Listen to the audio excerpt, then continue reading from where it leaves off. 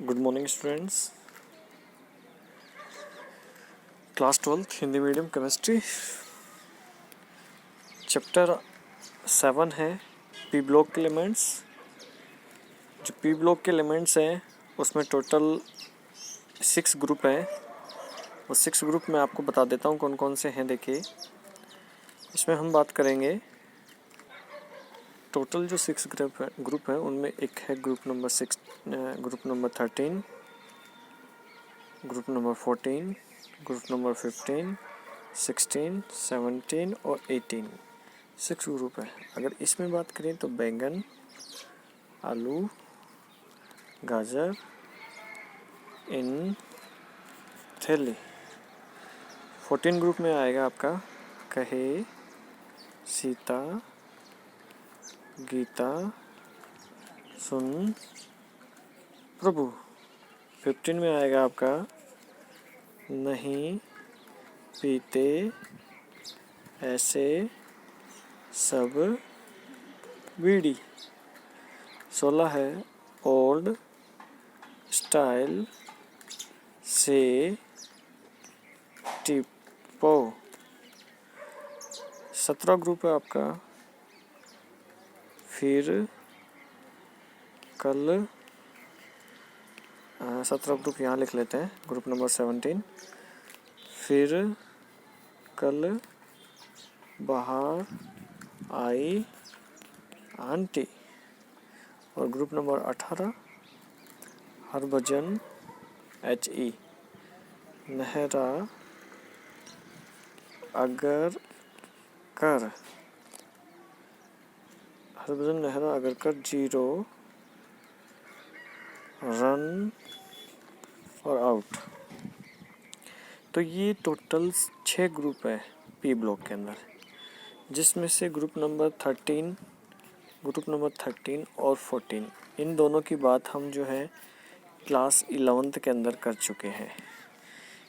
इस चैप्टर के अंदर ग्रुप नंबर 15, 16, 17 और 18 की ही बात होगी केवल। ठीक है, तो चलिए स्टार्ट करते हैं। जिन तत्वों में अंतिम इलेक्ट्रॉन पी कक्षक में आता है उन्हें पी ब्लॉक के तत्व कहते हैं। यानी कि जो पी ब्लॉक के अंदर जो भी तत्व आते हैं इनमें लास्ट इलेक्ट्रॉन जो है पी कक्षक में आता है। इसको मैं एक एग्जांपल से आपको एक्सप्लेन कर देता हूँ। जैसे ऑक्सीजन है, ये पी ब्लॉक का एलिमेंट है, पी ब्लॉक का तत्व है। कितने नंबर पे आता है? 8 नंबर पे आता है। इसका अपन इलेक्ट्रॉनिक विन्यास लिखेंगे, क्या होगा? 1s2, 2s2, 2p6 और 1s2, 2s2 8 नंबर पे आता है ऑक्सीजन, तो ये हो जाएगा 2p4। 1s2, 2s2, 2p4। तो लास्ट इलेक्ट्रॉन आप देखिए पी कक्षक के अंदर आ रहा है, तो इसीलिए इनको पी ब्लॉक के तत्व कहते हैं और इनको सबको पी ब्लॉक के अंदर रखा गया है। ठीक है, इसके अलावा ये कह ही दिया, मैंने बता दिया आपको कि 13 से 18 तक के जो तत्व हैं, 13 से 18 तक के जो वर्ग हैं वो पी ब्लॉक के वर्ग हैं और इनका सामान्य जो इलेक्ट्रॉनिक विन्यास होता है वो होता है NS2 NP 1 से 6।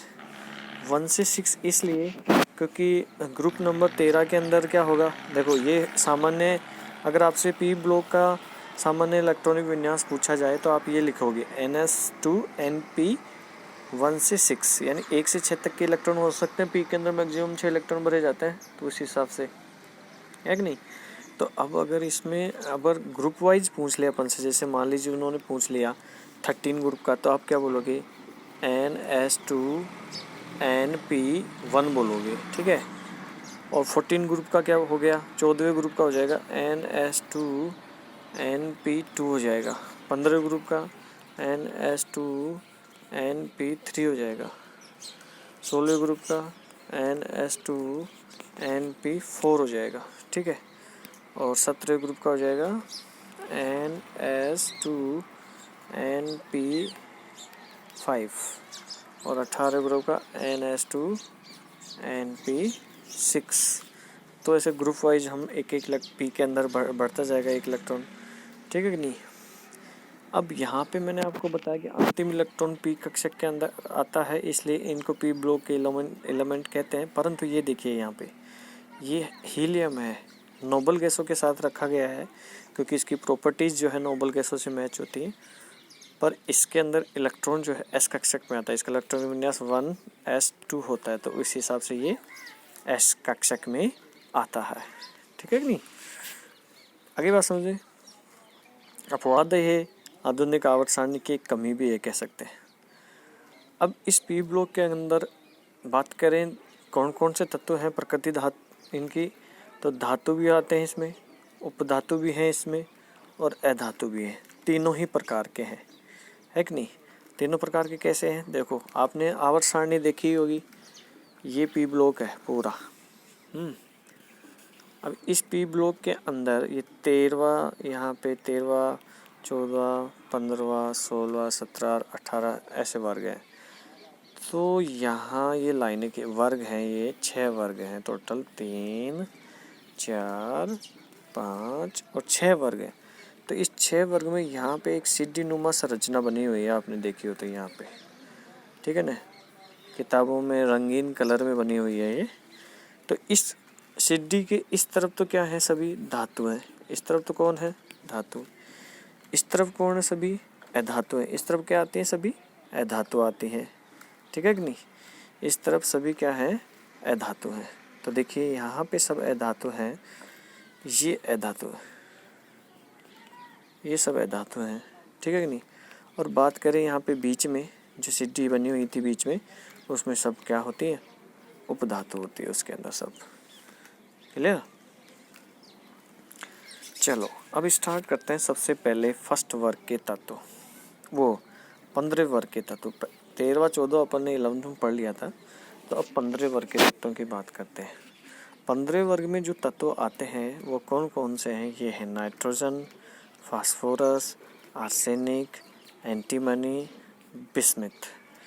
नोट्स में हो सकता है क्योंकि बच्चे की राइटिंग है तो उसकी कॉपी में से PDF बनाई गई है, तो एक जगह हो सकता है लिखने में कुछ मिस्टेक हो, बाकी मैं आपको बता ही दूंगा जो भी मिस्टेक आएगी।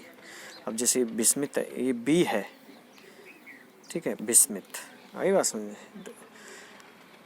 परमाणु क्रमांक इनका है 7, 15, 33, 51, 83। द्रव्यमान है 14, 30.9, 74.9, 121.9, 208.9। राउंड फिगर में आप इसको 209 भी बोल सकते हैं, 122 भी बोल सकते हैं, 75 भी बोल सकते हैं, 31 भी बोल सकते हैं। और ये 15 वर्ग के जो तत्व हैं उनका इलेक्ट्रॉनिक विन्यास है। आउटर मोस्ट शेल के अंदर देख लो आप, यहाँ पे 3 इलेक्ट्रॉन है। सभी परमाणुओं के आउटर मोस्ट शेल के अंदर, आउटर मोस्ट जो कक्षा है, 72 कक्षा है, उसमें 3 इलेक्ट्रॉन है। हाफ फिल्डेड है, फुली फिल्डेड मतलब पी के अंदर मैक्सिमम 6 इलेक्ट्रॉन होते हैं, इसके अंदर 3 है, तो अपूर्ण भरा हुआ है, अर्धपूर्ण भरा हुआ है। ठीक है ना, आधा भरा हुआ है ये। अब इनकी उपलब्धता की बात करें कि प्रकृति में ये किस रूप में मिलती हैं, ये 15 वर्ग की जो भी 15 वर्ग के जो तत्व हैं। तो यहाँ पे सबसे पहले नाइट्रोजन की बात करते हैं। नाइट्रोजन वायुमंडल में 78% है। इसके अलावा नाइट्रोजन सोडियम नाइट्रेट के रूप में मिलता है, चिली सॉल्ट पीटर बोलते हैं इसको। ठीक है कि नहीं? और यहाँ पे देखिए आप, ये है पोटेशियम नाइट्रेट। अब ये नॉन ट्रेट लिखा हुआ है तो ये नाइट्रेट है, नाइट्रेट। ठीक है कि नहीं? तो पोटेशियम नाइट्रेट है, इंडियन सॉल्ट पीटर बोला जाता है इसको। फास्फोरस जो है, एपेटाइट के जो खनिज होते हैं उनके अंदर फास्फोरस मिलता है। इसके अलावा जीव जंतुओं में, पेड़ पौधों की राख के अंदर भी फास्फोरस पाया जाता है।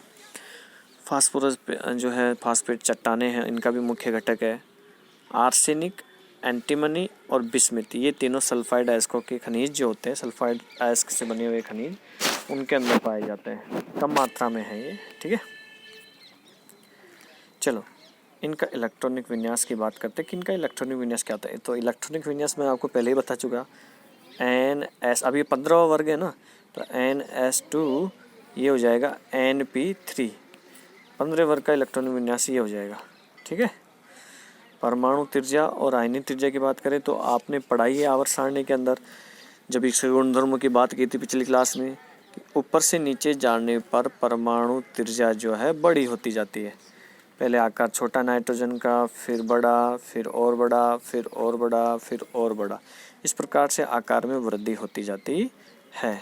लेकिन ये कह रहा है कि एंटीमनी से बिस्मित तक, यानी यहाँ से यहाँ पे जाते हैं तो आकार में बड़ा तो होता है, ये बड़ा तो होगा ही, खैर ऊपर से नीचे जाने पर बड़ा तो हो ही रहा है, लेकिन यहाँ से जब यहाँ पे पहुँचते हैं तो आकार में ज़्यादा फर्क नहीं होता है, थोड़ा कम अंतर पाया जाता है। अगर ये 19 है तो ये 20 होगा, ठीक है ना, ज़्यादा अंतर नहीं होता, थोड़ा कम अंतर पाया जाता है। ऐसा क्यों?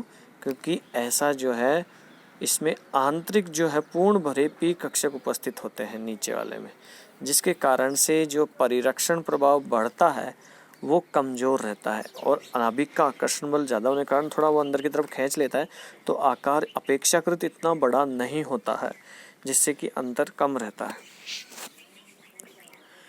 यहाँ पे बात करते हैं आयनन एंथैल्पी की। तो अब जब आपको पता ही है कि आयनन एंथैल्पी जो है वो व्युत्क्रमानुपाती होती है परमाणु आकार के, ठीक है कि नहीं। अगर परमाणु आकार बढ़ेगा तो आयनन एंथैल्पी कम होगी, परमाणु आकार छोटा होगा तो आयनन एंथैल्पी ज़्यादा होगी।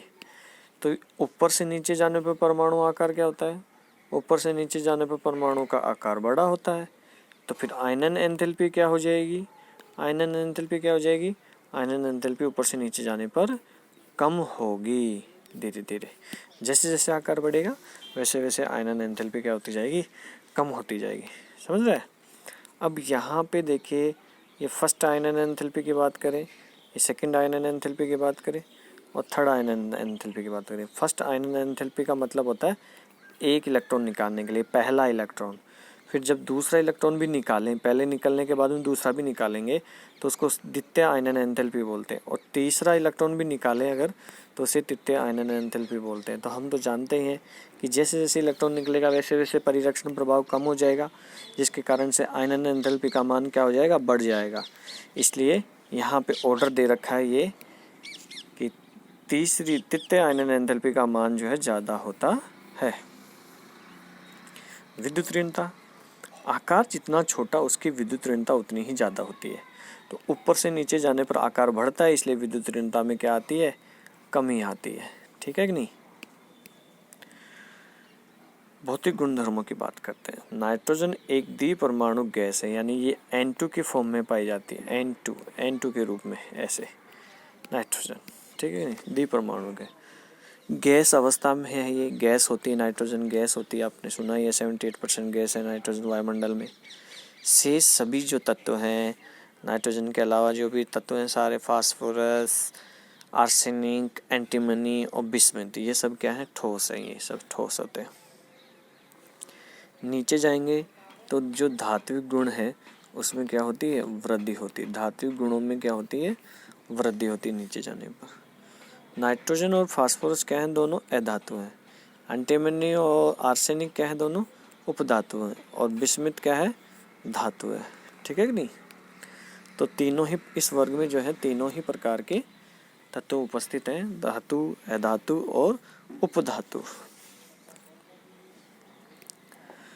ऊपर से नीचे जाने पर कथनांक में वृद्धि होती है, क्योंकि धात्विक गुणों में वृद्धि हो रही है, परंतु जो गलनांक है वो आर्सेनिक तक बढ़ता है। पहले तो बढ़ेगा आर्सेनिक तक, उसके बाद में फिर कम होगा, यहाँ से फिर कम हो जाएगा आर्सेनिक के बाद में। इसका रीजन जो है आप कह सकते हो कि ऊपर से नीचे यहाँ पे जाएंगे अपन तो धात्विक गुण आ जाता है, जिससे कि गलनांक जो है आर्सेनिक के बाद में जो है घट जाता है। इनट पेयर प्रभाव के कारण, इनट पेयर का मतलब है अक्रिय इलेक्ट्रॉन युग्म के कारण। और फिजिकल प्रॉपर्टीज, भौतिक गुणों में अगर बात करें तो नाइट्रोजन के अलावा बाकी सभी तत्व अपरूपता प्रदर्शित करते हैं। अपरूपता मतलब जैसे कार्बन के अपरूप होता है ना, हीरा, ग्रेफाइट, पुल्रेन, कार्बन के रूप हैं ये, ठीक है ना। वैसे ही इस 15 वर्ग के सदस्यों में नाइट्रोजन को छोड़कर बाकी सभी जो है अपरूपता प्रदर्शित करते हैं।